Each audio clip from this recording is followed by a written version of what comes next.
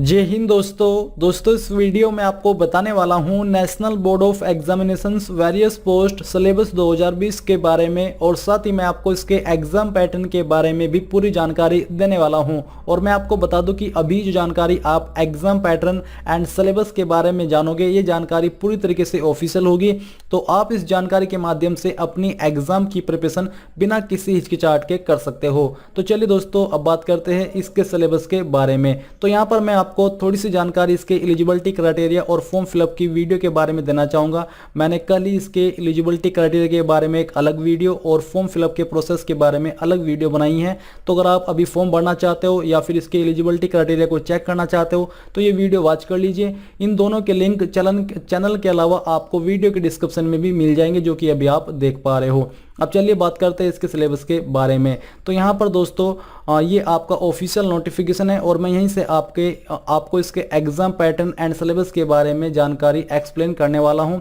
क्योंकि इसके बारे में लगातार आप लोगों के कमेंट आ रहे थे कि सर हमें सिलेबस और एग्जाम पैटर्न के बारे में जानकारी दीजिए। तो आप यहाँ पर देख लीजिए एग्जामिनेशन सेंटर। तो दोस्तों जब आप इसका फॉर्म को फिलअप करोगे तो वहीं पर आपको एग्जाम सेंटर की लोकेशन देखने को मिलेगी कि ऑल इंडिया के अंदर किन किन लोकेशन पर या फिर किन किन सिटी के अंदर आपका एग्जाम होगा। अब बात करते हैं सिलेक्शन प्रोसेस के बारे में। तो यहाँ पर जो आपका सिलेक्शन किया जाएगा वह selection will be made through computer based test, यानी कि सीबीटी के द्वारा किया जाएगा, जो कि कंडक्ट किया जाएगा टाटा कंसल्टेंसी सर्विस, जिसको शॉर्ट फॉर्म के अंदर टीसीएस बोलते हैं। और जो आपकी एग्जाम की डेट अभी निर्धारित की गई है वो आपकी 31 अगस्त 2020 है। अब यहाँ पर एक लाइन है जिसमें कि आपको कन्फ्यूजन हो रहा है और इसी के बारे में मेरे पास कमेंट भी आए थे कि once the candidate registers himself herself in the website of TCS, further communications regarding test center, time of exam etc will be communicated by Tata consultancy services to the candidate. यानी कि अब ये कैसी website है, हमें क्या इसके ऊपर अलग से रजिस्ट्रेशन करना होगा, क्योंकि कुछ लोगों ने मान लिया अप्लाई कर लिया और अप्लाई करने के बाद जब उन्होंने एग्जाम पैटर्न के बारे में देखा तो उन्हें लगा कि अब हमें इस वेबसाइट के ऊपर भी क्या अलग से रजिस्ट्रेशन करना होगा, और रजिस्ट्रेशन करना है तो कैसे करना होगा। तो मैं आपको बता दूं कि जिस वेबसाइट से आपने अप्लाई किया है वो इसी के अंडर आती है और ये बात उसी वेबसाइट की हो रही है जहाँ से अभी आपने अप्लाई किया है या फिर आप करने वाले हो, क्योंकि आपको इसके अलावा कहीं और रजिस्टर करने की आवश्यकता नहीं है। जब आपका एडमिट कार्ड आएगा तो आपका उसी लॉगिन पर आएगा, यानी कि उसी वेबसाइट पर आएगा जहां से आपने अभी इस फॉर्म को भरा है। तो आप इसके बारे में कोई भी कंफ्यूजन ना रखिए। फिर यहां पर बात कर लेते हैं आपके एग्जाम पैटर्न के बारे में। तो जैसा कि आप सब जानते हो कि इसके अंदर 4 पोस्ट निकाली है। एक है आपकी जूनियर असिस्टेंट की, एक है आपकी सीनियर असिस्टेंट की, एक स्टेनोग्राफर की और दूसरा एक आती है आपकी जूनियर अकाउंटेंट की। तो जो आपकी senior assistant and junior accountant की पोस्ट है, इसका जो एग्जाम पैटर्न रहेगा वो आप यहाँ पर देख लीजिए। सबसे पहले दिया जा रहा है कि ग्रेजुएशन लेवल एग्जाम, यानी कि जैसे क्वेश्चन ग्रेजुएट के अंदर पूछे जाते हैं, यानी कि ग्रेजुएशन के अंदर पूछे जाते हैं, ऐसा ही क्वेश्चन का लेवल जिसको कि आप हार्ड लेवल मान सकते हैं इस एग्जाम के अंदर होने वाला है। यहाँ पर जो आपके सब्जेक्ट इंक्लूड किए गए हैं वो है आपका जनरल इंटेलिजेंस एंड रीजनिंग। इसके लिए आपको पर आइटम यानी कि पर क्वेश्चन के लिए 1 नंबर दिया जाएगा। फिर जनरल अवेयरनेस, इसके लिए भी आपको 1 नंबर के लिए एक क्वेश्चन के लिए 1 नंबर दिया जाएगा। और फिर है आपका quantitative aptitude and English comprehensions. यहाँ पर आपका मार्क पर आइटम आप देख सकते हो 4 है और नंबर ऑफ आइटम्स यहाँ पर आपके 50-50 मिलाकर के 200 है। बेसिकली आपके एग्जाम के अंदर 200 क्वेश्चन होंगे और यहाँ पर क्वेश्चन के लिए आपको 1 नंबर दिया जाएगा। और ड्यूरेशन ऑफ टेस्ट यहाँ पर आपका 180 मिनट्स होने वाला है, यानी कि आपको एग्जाम करने के लिए 3 घंटे का समय दिया जाएगा। अब दोस्तों बात करते हैं junior assistant and stenographer post के एग्जाम के बारे में, यानी कि एग्जाम पैटर्न के बारे में। तो यहाँ पर जो इसका लेवल रहेगा वो आपका 10+2 लेवल का रहने वाला है, यानी कि जैसे क्वेश्चन आपके 12th के अंदर पूछे जाते हैं इसी तरह का लेवल आपका क्वेश्चंस का इन पोस्ट पर होने वाला है। अब यहाँ पर जो आपके सेक्शन नेम है या फिर सब्जेक्ट है वो है आपका general intelligence and reasoning, general awareness basically same ही है, बट यहाँ पर जो आपके क्वेश्चंस का लेवल होगा वो घटेगा और बढ़ेगा। जैसे कि आपने ऊपर देखा senior assistant and junior accountant पर ग्रेजुएट लेवल जो कि बढ़ेगा और जूनियर असिस्टेंट एंड स्टेनोग्राफर की पोस्ट पर आपका 10+2 लेवल जो कि घटेगा। तो ये आपको क्लियर हो गया होगा। अब यहाँ पर सेम तरीके से आपके नंबर ऑफ आइटम्स यानी कि 200 क्वेश्चन एग्जाम के अंदर होंगे और 200 ही नंबर आपको दिए जाएंगे और इसी प्रकार से यहाँ पर आपको प्रत्येक क्वेश्चन के लिए एक नंबर दिया जाएगा और इन पोस्ट पर भी आपको 180 मिनट यानी कि 3 घंटे का समय दिया जाएगा एग्जाम करने के लिए। अब दोस्तों आपके मन में एक सवाल आ रहा होगा कि क्या इसमें निगेटिव मार्किंग भी होगी। तो मैं यहाँ पर इस नोटिफिकेशन को चेक कर चुका हूँ, तो इसमें कहीं पर भी यहाँ पर निगेटिव मार्किंग के बारे में कोई जानकारी नहीं दी गई है।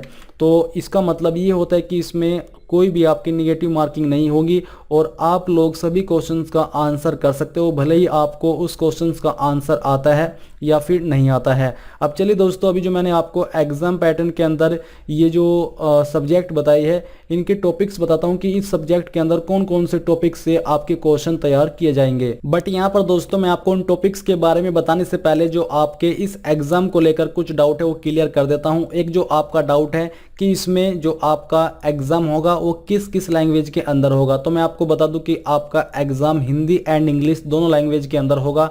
जिस भी लैंग्वेज के अंदर आप इसको सोल्व करना चाहे वो कर सकते हो, इसमें आपको कोई भी प्रॉब्लम नहीं आएगी। दूसरा मैं आपको ये भी बता दूं कि ये जो आपका एग्जाम होगा ये ऑल इंडिया लेवल का रहने वाला है और किन किन लोकेशन के ऊपर होगा, जो कि मैंने आपको वीडियो के शुरुआत में भी इसमें भी बताया और मैं फिर से बता दे रहा हूँ। आपको जब फॉर्म फिलअप की वीडियो को भरोगे तो वहीं पर आपके सामने एक ऑप्शन आएगा, या फिर आप कोई फॉर्म फिलअप की वीडियो देखिए और जहां पर ऑप्शन आता है एग्जाम सेंटर की प्रेफरेंस देने का, जहां पर आपको 3 प्रेफरेंस चूज करनी होगी। तो वहां पर जो जैसे आप सिलेक्ट के ऊपर क्लिक करते हो तो जितनी भी वहां पर सिटी आती है वो सिटी आप चेक कर लीजिए और फिर उसके अनुसार अपना इसमें अप्लाई कर लीजिए, या फिर ये देख लीजिए कि मुझे इसमें अप्लाई करना है या फिर नहीं करना है और अपनी एग्जाम की लोकेशन जान लीजिए। तो ये आपके जो मेन बड़े डाउट थे वो मैंने क्लियर कर दिए। अब मैं आपको इसके सिलेबस के बारे में बताता हूँ। तो यहाँ पर दोस्तों सबसे पहला जो आपका सब्जेक्ट है ये है आपका जनरल इंटेलिजेंस एंड रीजनिंग। इसके अंदर किस तरह के क्वेश्चन पूछे जाएंगे वो आप यहाँ पर देख लीजिए। It will include the question of both verbal and non verbal type. Question will be asked from analogy, similarities and differences, problem solving, relationship, arithmetical computations and other analytical functions, Venn diagrams, relationships, concepts and ability to observe and distinguish patterns etc। तो यहाँ पर अभी जो मैंने आपको ये topics बताए हैं इनका मतलब ये है कि जो आपका सब्जेक्ट है जनरल इंटेलिजेंस एंड रीजनिंग, इसके अंदर जो आपके क्वेश्चन आएंगे वो आपके इन टॉपिक्स के अंदर से तैयार किए जाएंगे। वैसे तो इसके अंदर बहुत सारे टॉपिक्स आते हैं बट यहाँ पर जो टॉपिक्स दिए जा रहे हैं ये वो मेन टॉपिक है जिनके अंदर से आपके ज़्यादातर क्वेश्चन एग्जाम के अंदर आते हैं। फिर है आपका जनरल अवेयरनेस, तो इसकी भी आप जानकारी देख लीजिए। History, geography and socio economic development of India, ये यहाँ पर आपको टॉपिक्स बताए जा रहे हैं कि अगर आपको ये क्लियर करना है तो आपको इन टॉपिक्स के ऊपर ध्यान देना है या फिर इन टॉपिक्स को पढ़ना है।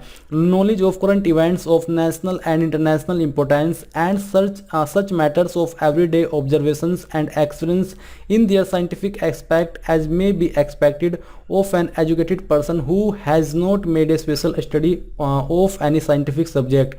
यहाँ पर इस चीज़ का मतलब ये है कि इस सब्जेक्ट के अंदर कुछ इस तरह के क्वेश्चन आएंगे कि अगर आपने उसके तहत कोई स्पेशल स्टडी नहीं भी की थी तो भी आप इसको क्लियर कर सकते हो, क्योंकि इसके अंदर ज़्यादातर जो क्वेश्चन आपके एग्ज़ाम के अंदर आते हैं वो ऐसे आते हैं जो कि आपके आसपास में 5-6 महीने के अंदर घटा है वो क्वेश्चन होते हैं और साथ ही थोड़ा हिस्ट्री से होता है और वो एक नॉर्मल हिस्ट्री से होता है, ऐसा नहीं कोई हार्ड क्वेश्चन होते हैं। तो इसलिए इन्होंने आपको अलग से बोला कि अगर आप इन चीज़ों के ऊपर भी ध्यान रखोगे और पढ़ोगे तो फिर आपको इस सब्जेक्ट को क्लियर करने के लिए कोई स्पेशल स्टडी करने की आवश्यकता नहीं पड़ेगी। Paper will also include question on modern history from 1857 onwards of India, Indian culture, Indian polity, Indian economy, geography of India. अब यहाँ पर जो आपका न्यूमेरिकल एप्टीट्यूड है ये इसके अंदर इंक्लूड नहीं है, इसमें आपका क्वांटिटिव एप्टीट्यूड है। तो चलिए मैं यहाँ से आपको क्वांटिटिव एप्टीट्यूड के टॉपिक्स बताता हूँ। तो यहाँ पर इसके अंदर है question will be asked from simplification, number series, quadric equations, average, percentage, time and work area, profit and loss, simple and compound interest, time and speed, investment, HCF, LCM, problem on ages, bar graph, pictorial graph, pie chart, data interpretations in the section which have to be focused. यानी कि ये ऐसा section है जो कि focused करने लायक है और इसमें जो ज़्यादा क्वेश्चन होंगे एग्जाम के अंदर वो इससे आ सकते हैं आपके एग्जाम के अंदर। अब यहाँ पर बात करते हैं आपके इंग्लिश कॉम्प्रीहेंशंस के जो टॉपिक्स हैं उनके बारे में। तो यहाँ पर दोस्तों आपके है candidates ability to understand correct English, his basic comprehensions and writing ability etc. would be tested. Questions will be asked from error recognitions, fill in the blanks using verbs, prepositions, articles etc. vocabulary, spellings, grammar, sentence structure, synonyms, antonyms, sentence completions, phrases and idiomatic use of word etc. ये आपके topics English के लिए होने वाले हैं। अब यहाँ पर मैंने आपको एक क्वेश्चन का आंसर अभी तक नहीं दिया, जो कि है आपका कि ये क्वेश्चन किस तरह के होने वाले हैं। तो ये क्वेश्चन होंगे आपके ऑब्जेक्टिव टाइप, यानी कि आपको प्रत्येक क्वेश्चन के लिए 4 विकल्प दिए जाएंगे, जिसमें कि आपका एक विकल्प सही होगा। जैसे क्वेश्चन आपके केवीसी के अंदर पूछे जाते हैं, सेम इसके अंदर भी होने वाले, और इसको आप हिंदी में बहुविकल्पीय क्वेश्चन भी बोलते हो। तो आई होप दोस्तों यहाँ पर आपको एग्जाम पैटर्न एंड सिलेबस के अंदर क्या क्या टॉपिक होने वाले हैं वो सभी जानकारी समझ आई होगी, पसंद आई होगी। अगर फिर भी आपको कोई सवाल है तो आप मुझे कमेंट करके पूछ सकते हो। मैं कोशिश करूंगा कि जितना जल्दी हो सके आपको आंसर कर सकूं।